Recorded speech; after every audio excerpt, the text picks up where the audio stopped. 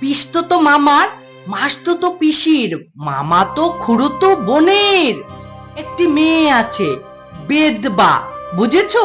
তার একটি মেয়ে আছে, নাম কুসুম।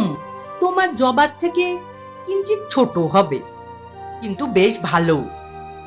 আমার কথা শোনো। বিধবা তো কি হয়েছে, সে এসে যদি আমার জবা মাকে না দেখে তখন? আরে চিন্তা করো না, দেখবে রে বাবা, দেখবে। আমি শুনেছি ওই বেদবারও একটা মেয়ে আছে, নাম কুসুম।